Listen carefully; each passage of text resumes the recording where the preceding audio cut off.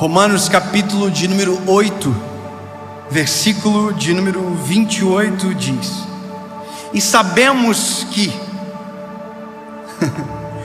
todas as coisas contribuem juntamente para o bem daqueles que amam a Deus. Todas as coisas, até quando dá errado, até quando dá errado, quando Deus está com as mãos no negócio, na verdade está dando certo.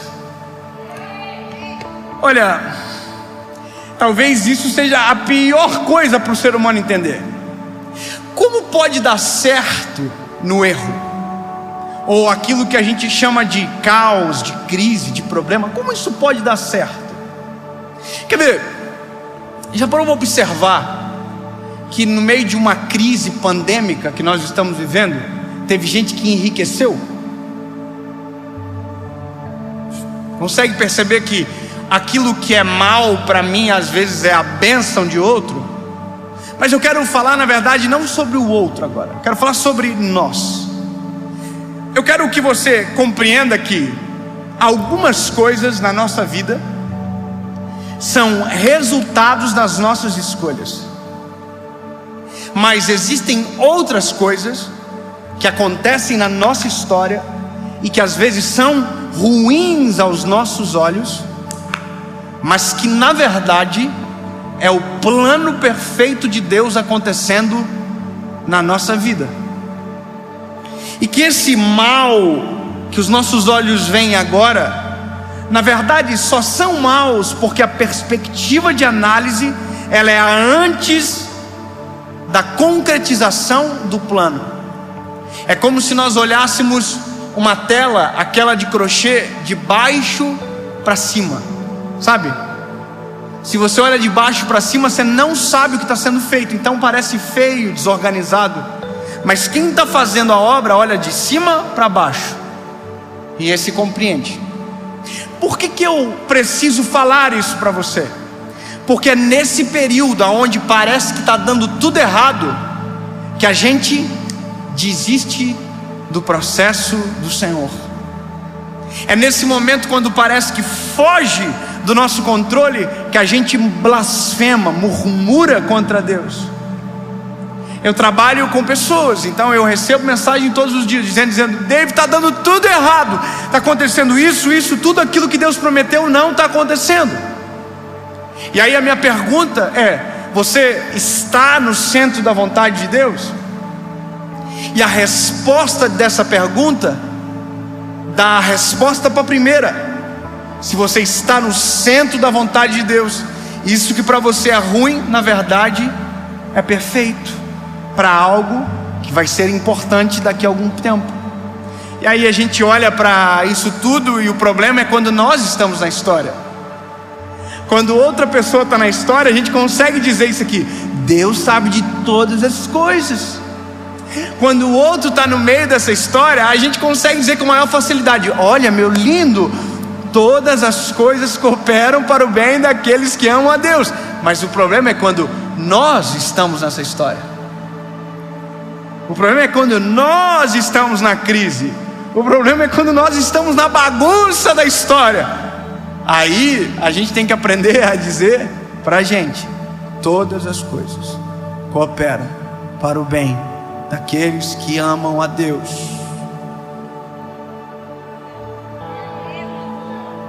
Você percebe como é difícil?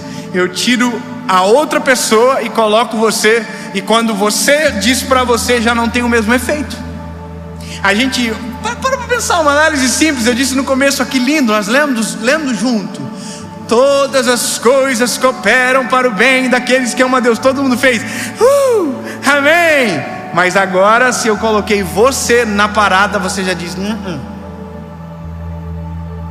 E eu vou te dizer o que Deus faz na nossa vida, que é extraordinário. Deus cria zonas de expulsão. E eu vou te explicar da forma mais simples possível, usando uma história bíblica. José. Lembra José? José, Deus deu um sonho para ele. O sol, a lua, as espigas de milho, lembra? Se prostravam para ele. Amém? Esse é o sonho. O destino de José seria no Egito. José de Padã Arã. José é um israelita, filho de Jacó, cheio de irmãos. Ele é o filho preferido do pai. Amém? Aqui, maravilhoso. A vida, escuta isso que eu vou dizer, a vida dele já era perfeita. A vida dele já era maravilhosa. O pai dele tinha ele como preferido. Ele ganhava coisas que os irmãos não ganhavam. A vida dele já era maravilhosa. Aí Deus disse para ele: eu tenho algo maravilhoso para você, está aqui. Só que eu pergunto para você, o que José queria? José queria viver isso aqui, daqui.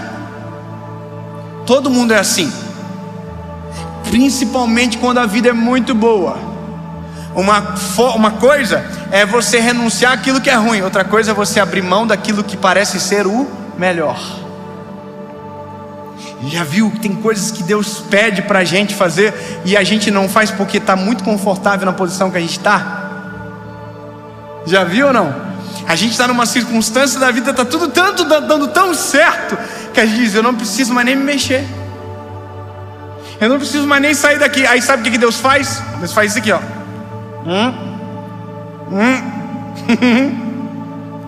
Deus tira tudo de nós, tira toda a segurança, tira o conforto, tira tudo, e a gente entra em desespero. Meu Deus, Deus me abandonou, meu Deus do céu, está dando tudo errado. Está dando tudo errado. E o nome disso é zona de expulsão. Deus está te chacoalhando, e não é nem você, é chacoalhando o cenário, para que você não tenha mais conforto de ficar nesse lugar, porque o que Deus tem é muito melhor. O que Deus tem é muito maior, é muito melhor. Só que se Deus não mexer aqui, não saculejar você, você vai ficar aqui pro resto da vida. Imagina José, ele quer ser filho de Jacó para sempre, irmão. A manta dele é a mais bonita, a túnica dele é a mais bonita, o pai dele deixa claro que ele é o preferido, tudo top. Deixa ele aqui. E aí ele entra numa zona de expulsão. Ele conta o sonho dele para os irmãos. Tudo Deus permitiu. Deus poderia dizer para José: José, não conta para os teus irmãos, porque Deus conhecia tudo. Deus sabe de tudo. Deus conhece tudo. Não caiu uma folha da árvore que Deus não saiba. Ponto. Deus podia ter dito para José: José, não conta para os irmãos, porque vai dar treta. Mas o que Deus queria? Que José fosse expulso daquela zona de conforto. O que você chama de crise, Deus chama de zona de expulsão. O que você chama às vezes de incômodo, Deus chama de tratamento. Deus está sacudindo você, porque aquilo que é confortável para você agora nem se compara com aquilo que Deus tem para você amanhã. Se você ficar aqui, você perde exatamente aquilo que o Senhor deseja. Então Deus vai te incomodar, Deus vai tirar peças que para você são importantes. Deus vai mover o tabuleiro de maneira completa, até o momento que você diz assim: vou sair daqui então. Aí Deus diz: ai, que bom, então eu vou mudar. Então eu vou tomar uma postura. Glória a Deus. Só que se não tiver a zona de expulsão, a gente não sai. Se não tiver uma crise, a gente não muda. Eu acabei de falar da pandemia. Teve gente que ficou rico porque mudou o modelo de negócio na crise. Nunca tinha enxergado o modelo de negócio que está vivendo agora, mas como a crise chegou, ele começou a olhar para outros lados e de repente viu: oh, meu Deus, olha isso aqui. Entende? Zona de expulsão. Eu estou falando aqui de uma vida prática, mas na palavra, e aqui que eu estou te apresentando é o espiritual. Quando o Senhor move as coisas, eu vou te dizer o que é isso. Isso aqui para mim é maravilhoso. Sabe aquele negócio de livre-arbítrio que a gente fala? Ai, ai, lembra que a gente dá para os nossos filhos também? A gente fala assim: você pode escolher, mas a gente dá uma opção. Sabe assim: olha filho, você pode comer o doce se você quiser, mas daí o pai não vai levar você pro Beto Carreiro. É, criança, mas eu queria o doce, né? Pois é, mas o pai tem algo muito melhor para você. Entendi, esse é o livre-arbítrio. Você pode fazer o que você quiser, mas se você deixar, eu tenho algo muito melhor. O Senhor sabe como mover o nosso coração de uma maneira, incomparável. Aí o Senhor disse: você quer ficar aqui, bebê? Nossa, então deixa eu sacudir a parada toda. Aí aquilo nos expulsa do lugar de conforto. José contou, no dia seguinte foi vendido como escravo para os ismaelitas. Olha só, de um filho preferido, de repente virou um escravo. De filho preferido, de repente ele estava sendo alvo de um complô para ser assassinado pelos próprios irmãos. Agora olha que interessante, Deus colocou lá no meio dos irmãos um que disse: não, se nós fazer isso, a gente vai carregar sangue sobre nós. Não. Deus tinha colocado ali tudo certinho, irmão. Tudo dominado. Deus já estava no controle da situação desde o início. Aí foi preso. Deus estava no controle da prisão. Mas daí foi vendido para o Egito. Deus estava no controle do Egito. Aí a mulher do Potifar, Deus estava no controle da mulher de Potifar.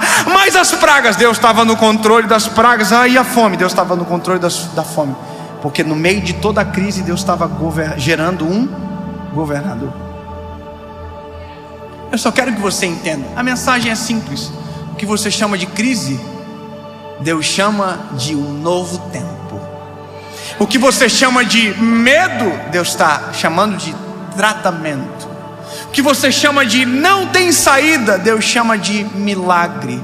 Uma forma de você ver Deus agir como nunca antes. O que você chama de não tem mais jeito, Jesus chama de eu sou a saída. O que você chama de conforto, Deus chama de perda de tempo. Não fique nesse lugar. Se mova, ou Deus vai te mover. Vai te colocar na zona de expulsão. Talvez doa, mas não se esqueça. Romanos capítulo 8, versículo de número 28. Todas as coisas cooperam para o bem daqueles que amam a Deus.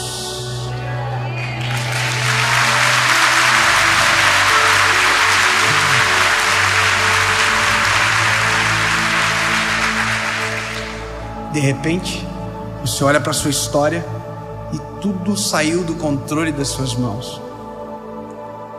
É isso que a zona de expulsão faz com a gente.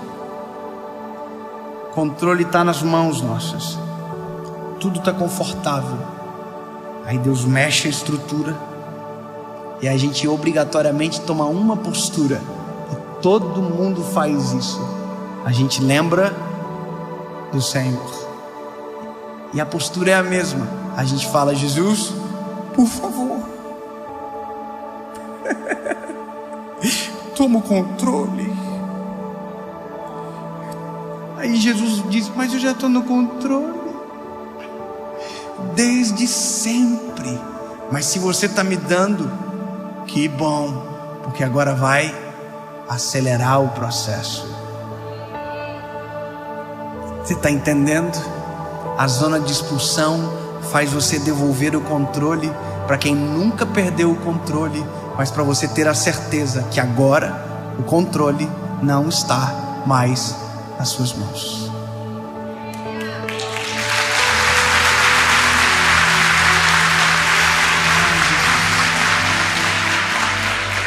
Oh, lindo, aleluia. Jesus, nós te amamos, Pai. Jesus, nós não enxergamos às vezes dessa maneira. Às vezes é difícil de entender assim, Senhor. Às vezes dói demais para compreender. Mas Jesus, se a zona de expulsão é para o meu bem, pode me tirar desse lugar. Me leva para o centro da tua vontade, Senhor, porque na verdade o que importa é o Senhor sob o controle total da minha história. Mesmo que doa, mesmo que incomode, mesmo que me provoque, o melhor lugar é o centro da tua vontade, Jesus. Se me incomodar, sabe, Senhor, não importa. Eu só quero uma coisa: nós queremos o plano perfeito, aquilo que o Senhor tem para nós. Não importa se o que está bom parece tão bom que não precisa melhorar, se o Senhor sabe que o que tem para nós é muito melhor, e é isso que queremos, em nome de Jesus. Amém.